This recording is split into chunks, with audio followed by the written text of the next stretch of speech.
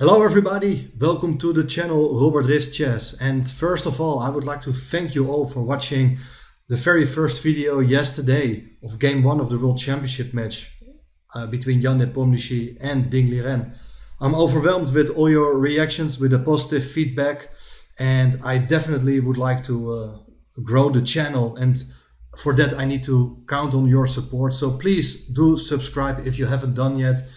Every little bit helps. Spread it around, and then we will have a fascinating time discussing the chess, because what a game it was. Game 2. Ding Liren playing with the white pieces against Jan Nepomniachtchi. And the last time they played each other, when Ding Liren had the white pieces, it was in the candidates tournament in Madrid last year. And it was the very first game, and Jan Nepomniachtchi won a fascinating game in very convincing style with the black pieces. Let's see how it goes today. So we start off with a move d4 by Ding Liren. And now after knight f6, c4, e6, knight f3, d5, we're getting these kind of Queen's Gambit declined type of structures, which has become a very important part of Jan Nepomniachtchi's repertoire. In the past he was mainly a Grunfeld player, but now since he is involved in the candidates cycle and played the World Championship match with Magnus Carlsen, he decided to play a bit more solidly. And definitely Ding Liren anticipated beforehand. And if we look at his next move, that may come as a huge shock for Jan Nepomniachtchi, but also I believe for the entire chess community, because the next move he played, h3. What is going on here? h3, what is the idea? Well, it's a sort of useful waiting move, and you may think, well, this is a mouse slip. Maybe Ding Liren wanted to play the move g3, but we are not in the online era now. It's over the board World Championship, so it was a very conscious decision by Ding Liren.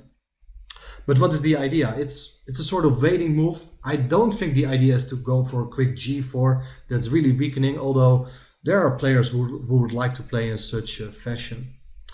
So black has a lot of possible responses, and it's difficult to say which one is the best. In the game, Jan Nepomniachtchi decides to go for the move d takes c4, steering the game into a sort of Queen's Gambit, accepted when after the move e3, black goes c5. Now the bishop decides to take on c4. Black goes a6 and white goes castling kingside. Very natural position. This has been seen hundreds of times, apart from the fact that the pawn is on h3. So basically you can say white's last move is h3, but what's the idea of it? Well, frankly, I'm not really sure what the idea still is, but we have a game, we are out of book, and well, that's something which is really worth something. And well, the game gets very exciting very soon. Black goes knight c6, and here knight c3. Black goes b5, attacking the bishop, and here Ding Liren was still playing pretty fast, dropped back with the bishop to d3, with the idea that black cannot really win the pawn by taking a couple of times on d4. If you do that, there is bishop takes b5 with a discovered check, in the end dropping the queen. Of course, Jan Nepomniachtchi is not going to fall for that cheapo, and instead play the move bishop b7, and here Ding Liren still blitzing out more or less all his moves, plays here the move a4, putting pressure on this pawn. Black tries to keep the position closed with b4, excellent decision, and now knight e4. And I think here Ding Liren was pretty much still aware of this position, and Jan already spent quite amount of time here, about half an hour. And well, white's idea is that after knight takes e4, bishop takes e4, there is a bit of pressure on this diagonal. The bishop is looking great, exerting pressure on the knight, and well, very soon white will try to increase the pressure on the c file. But Jan came up with a great resource. He played the move knight a5, looking for counterplay and opening up the diagonal for its own bishop. So black is actually threatening to take the knight on e4.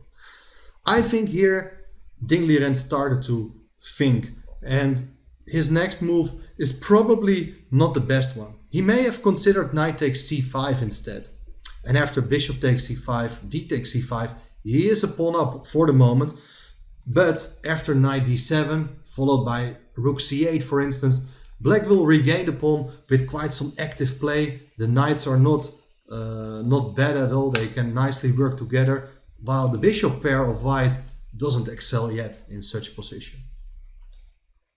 Let's get back to the game. Knight takes f6 was played, very logical move, but Liren spent about half an hour here on just a very simple capture, and afterwards he admitted that he had only anticipated the move queen takes f6, which is a logical move, but g takes f6 was Jan's decision here.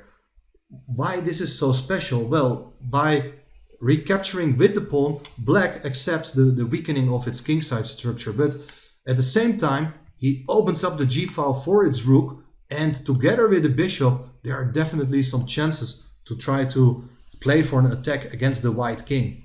So a very natural move by black, and well, here Liren got to think again, and he played here the move e4, which is a sort of principled decision in a lot of similar structures arising from the Queen's Gambit accepted, or from the Semi-Slav, the Miran variations. White is grabbing space in the center and tries to activate the bishop. However, in hindsight, it might have been better just to play it solidly here. With a move like d takes c5, probably black is going to recapture, after which white is going to play e4 to block the diagonal of black's light squared bishop, and at the same time white's dark squared bishop can be released very soon as well. But the move e4 played, very ambitious move, but now black closes the position on the queen side, plays the move c4, hitting the bishop goes away, and now queen c7 played. So here we have a very sharp middle game in prospect, and when this position was on the board I was thinking, well, this is going to be really great because black has a majority of 3 versus 2 on the queen side with potential ideas of create a passed pawn, keep that in mind for later, whereas white will probably look for ideas based on a breakthrough in the center, maybe with d5, maybe with e5. But first white puts the bishop on d2. Interesting idea. There's also something to say for the somewhat more active move bishop e3, over protecting the pawn on d4. But in the game bishop d2 was played. And now rook g8, bringing the rook to the g file and announcing some attacking ideas against the white king. And if he would be able to get into the pawn on g2, that would be awesome, of course. So with this move, black also gives up the idea of castling kingside. And after rook c1, look what happened here. Castle queenside on the board. This is really sharp. You're going to stand in the line of the rook. And fortunately for black, there is still a pawn on c4, which keeps the c-file closed. And white is looking for ways to break through there. But as it turns out, things are not that simple at all. In my opinion, another inaccurate decision by Liren now, as he played here the move bishop d3, trying to put pressure on that pawn on c4. Probably better is a move like queen e1, which justifies the placement of the bishop on d2, as white does threaten to take the pawn on b4. But now, a key response would be for black to play the move f5. That's a very nice idea. With the point, of course, that if you would take the pawn, there is bishop takes f3, which is a killer move, as white is unable to recapture with the g-pawn. And of course, if you would take the pawn on b4, there is bishop takes b4, queen takes b4, f takes e4, with a lot of pressure. Now white recaptures, black captures on e4, hitting the knight. If the knight goes away, then the pawn on d4 is hanging as well. And as it turns out, it's not possible for white to attack the pawn on c4 one more time. So white will be unable to open up the file towards the black king. Very interesting play. Instead of a move like bishop takes b4, maybe a move like king h1, getting out of that out of the g file would have made some sense. But then knight c6 is a good move. The knight has done its job on a5, protecting the pawn on b4, attacking the pawn on d4 as well. Black is definitely somewhat better here, but the game is still very sharp. Let's see what happened, because as I said, bishop d3 was played by Ding Liren, and now we have to be a little bit careful, because if black just continues with its own actions, there is this idea to take on c4, and now after knight takes c4, there's the follow-up of the move queen b3, when we all of a sudden see that the knight is really badly placed. If it moves, the queen can just be taken. And for that reason, Ding Liren faces the move king b8 here. It's a great move by Nepomniachtchi, as the king is safe now, and a tactic like bishop takes c4 no longer works. After knight takes c4, if you go queen b3, there is even the idea of taking on d2, attacking the queen on b3. So queen e2 could be tried instead, but then rook c8 is there to protect the knight one more time. b3 is an option to pin the knight, and there is idea to regain the piece. But after knight takes d2, black is about to sacrifice the queen, and I'm pretty sure the guys have been calculating this. There's an intermediate check by capturing the knight on f3, and after queen takes f3, rook takes c7. We have a situation with a rook and two bishops versus the queen. Black is technically winning. So no more chance to take on c4. And of course, if you ever play b3, immediately to attack the pawn, black will close the position by playing the move c3. So that's why rook e1 was played, with the idea to possibly drop back with the bishop. But around this point, Ding Liren started to lose track here, especially after black's next move, as the move f5 was played, and that's a superb move by Nepomniachtchi, trying to open up the diagonal for the bishop, with the main point being that after e takes f5, there is this fantastic shot of rook takes d4, taking the pawn on d4, and note that the rook cannot be taken by the knight because of rook takes g2. This is the key move. King goes to f1, you don't want to go into the corner and stand in the diagonal of the bishop. Rook takes f2, another huge blow, and after king takes, there is queen h2 check. If king f1, it's queen g2 with checkmate. Look at that beautiful bishop. While in case of king e3, the other bishop will come over to h6 with another beautiful mating pattern of the two bishops and queen together. Definitely this was all calculated by the guys. Of course, after e takes f5, rook takes d4, there are other ways of playing, but there is a lot of trouble for white on the d file. If the bishop goes away to f1, there is bishop takes f3, eliminating the defender of the bishop on d2. In case of queen takes f3, there's rook takes d2, and black is just a piece up. So instead, Ding Liren wanted to do something about the bishop. The bishop went back to c2, but that kind of move simply doesn't really work. The knight comes back to c6, which is a great move. The knight is no longer needed there. The c file is closed. No pressure against the pawn on c4, and black is threatening to take on d4. If you try to protect the pawn with bishop e3, there would follow the move f4, and the bishop would have to go back again, after which we have ideas to take on d4, but perhaps even stronger is to bring up the other f-pawn. Very cute idea to increase the pressure on the pawn, trying to open the diagonal. And secondly, the queen may swing over to the other side of the board, trying to threaten mate on that pawn on g2. Instead, bishop g5 played by Ding Liren, but now the move of the game, as a lot of people will think, let's move the rook or do something about the threat of bishop takes d8, but that's not Jan Nepomniachtchi, guys. He is the guy who's trying to play for the initiative, ready to sacrifice any time of the day. He takes on g5. It's a beautiful exchange sacrifice.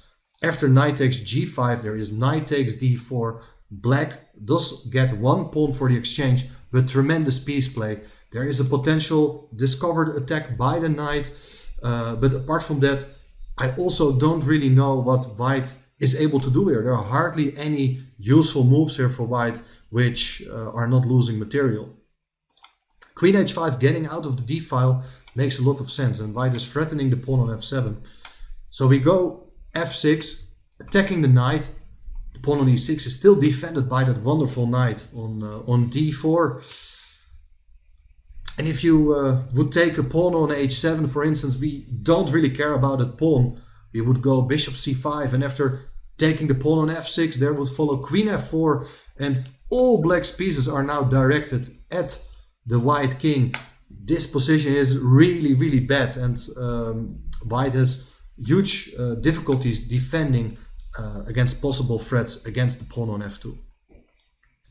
Instead, knight f3 was played, but now after knight takes c2, eliminating the bishop, the defender of the pawn on e4, black can take the pawn on e4. The bishop is coming alive again, hits the rook. Black has 2 pawns for the exchange. Ample compensation, if you can call it compensation, because in this position black is going to take over. White's pieces are not working well together. Rook d2 played.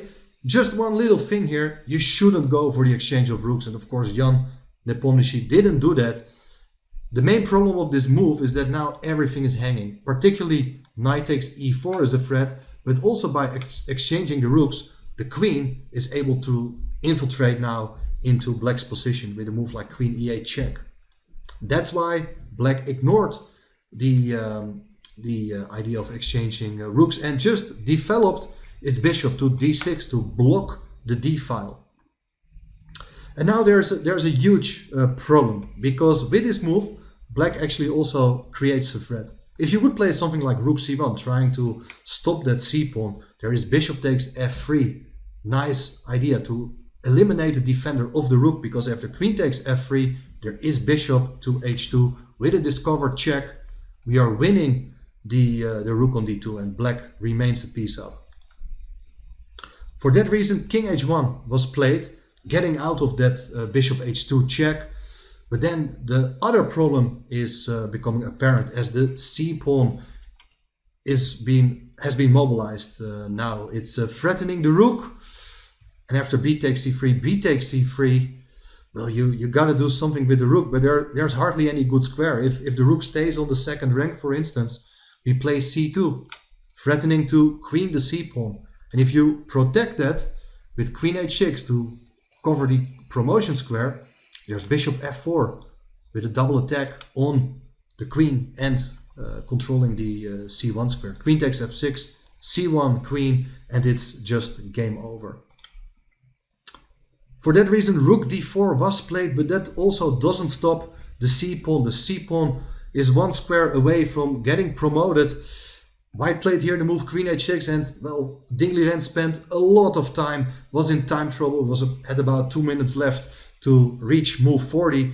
He played queen h6, stopping the c1 square, preventing black from promoting the pawn. But after the move e5, it was about time to resign, because the rook is trapped in the middle of the board. The rook cannot go anywhere. The only available square is d2, but then you're obstructing your queen. White is no longer controlling that c1 square, and black could just promote the c pawn after rook takes, queen takes.